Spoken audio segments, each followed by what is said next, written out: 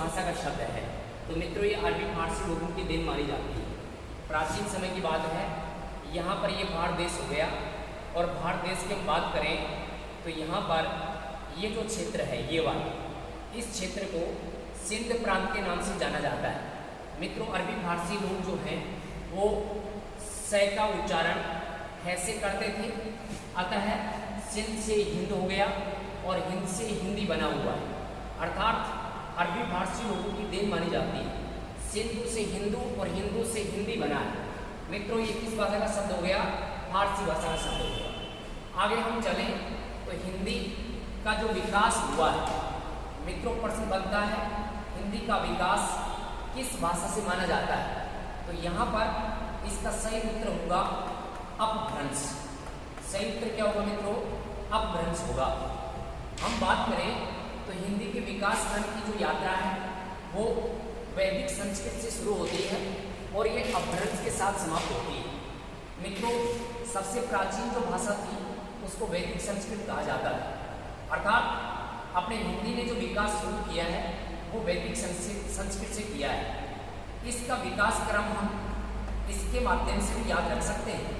मित्रों यहाँ एक छोटा सा हम ट्रिक बनाते हैं और इस ट्रिक के माध्यम से याद करेंगे कि इसका विकास क्रम क्या है।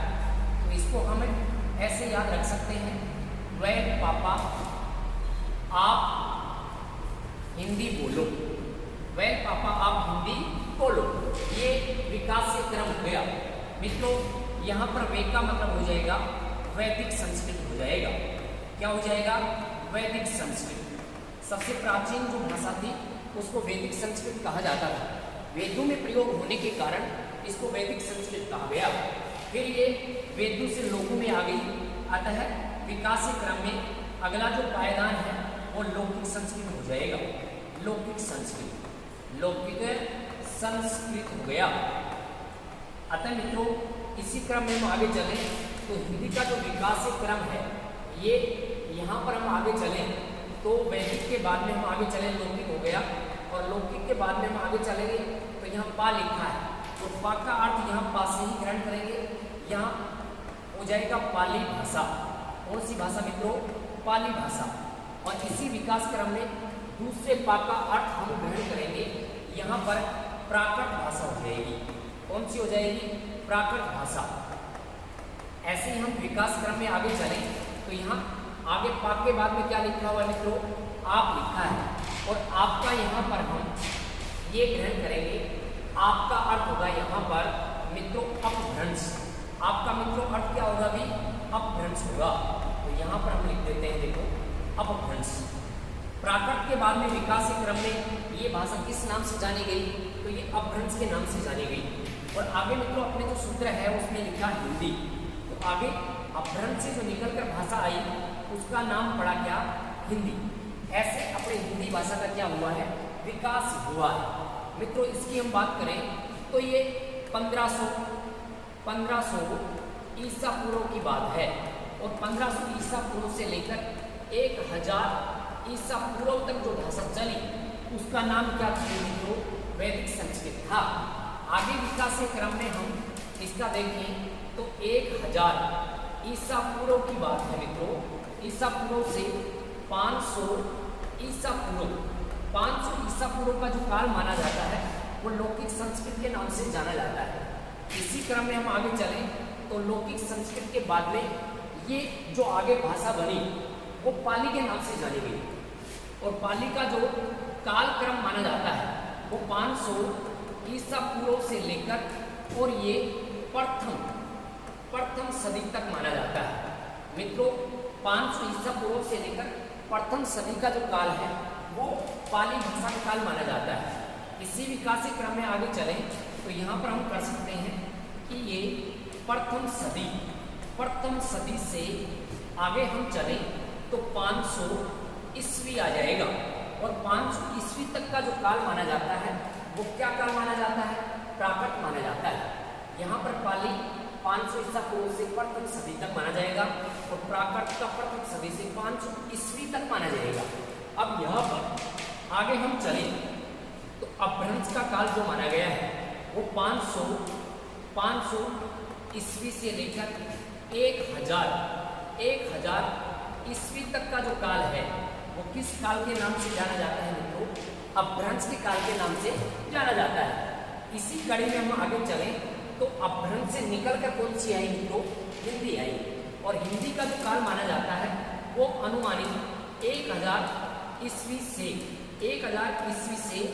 अब तक का जो काल माना जाता है वो मित्रों किसका माना जाता है? हिंदी का माना जाता है। तो यहाँ से हम बात करें तो अपनी हिंदी का जो विकास हुआ है वो यहाँ से शुरू हुआ है, वैदिक संस्कृत से शुरू होकर और ये यहाँ तक पहुँच गया। वर्तमान में अपनी जो भाषा है वो हिंदी भाषा है और इसका विकास क्रम ऐसे चला है। मित्रों हम बात करें तो यहाँ पर अपन जब हिंदी पढ़ेंगे, हिंदी में सबसे छोटी इकाई पढ़ेंगे तो उसको वर्ण कहते हैं। सबसे छोटी इकाई को क्या कहते हैं? वर्ण। और वर्ण जब लिखा जाता है तो वर्ण है, और इसी वर्ण को जब उच्चारित किया जाता है तो इसको ध्वनि कहा जाता है। क्या कहा जाता है मित्रों? ध्वनि। ऐसे हम चलें तो अपने वर्ण में जब पढ़ेंगे तो यहाँ पर या ध्वनियों में पढ़ेंगे तो ये वर्ण होते हैं दो प्रकार के। एक तो होता है इनमें स्वर और दूसरा होता है मित्रों व्यंजन।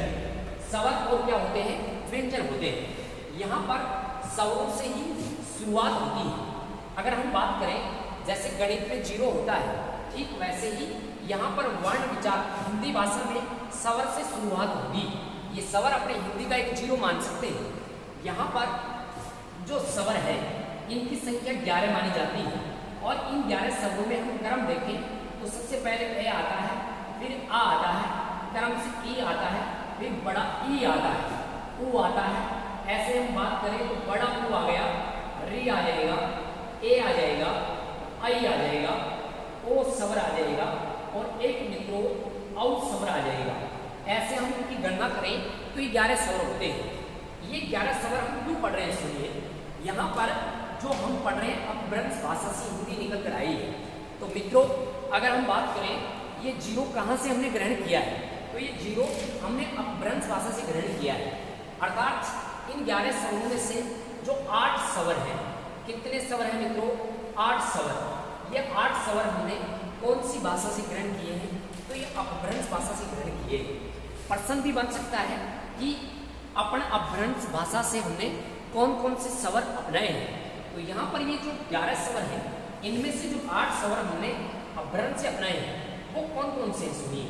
यहाँ पर हम निकाल दें एक तो रे को, एक निकाल दें हम आई को और एक निकाल दें किसको? औ को। 11 में से हम 3 निकालेंगे, संख्या कितनी बचेगी मित्रों? 8 बचेगी। ये बचे हुए 8 जो संख्या है ये 8 स्वर हमने सीधे ही किस भाषा से ग्रहण किए हैं? अपभ्रंश भाषा से ग्रहण किए हैं। और इनका ये महत्वपूर्ण स्थान है। कई बार पूछा भी जाता है कि इन 11 स्वरों में से कौन सा स्वर अपभ्रंश से अपनाया गया है, कौन सा स्वर अपभ्रंश से नहीं अपनाया गया है। मैंने यहाँ पर जो गोल दायरा किया है ये 3 स्वर हमने संस्कृत भाषा से ग्रहण किए हैं। कौन सी भाषा से ग्रहण किए हैं? संस्कृत भाषा से ग्रहण किए हैं। और इसके अलावा जो बचे हुए 8 स्वर हैं ये हमने कहाँ से अपनाए हैं? अपभ्रंश से अपनाए हैं। ऐसे हम ध्यान रख सकते हैं। तो मित्रों अपने हिंदी का जो विकास हुआ है वो किससे हुआ है? अपभ्रंश से हुआ है। विकास क्रम कहाँ से शुरू हुआ है? वैदिक संस्कृत से। इसी वजह से अपने हिंदी की जो विकास की भाषा मानी जाती है वो कौन सी मानी जाती है मित्रों? संकेत अपभ्रंश मानी जाती है।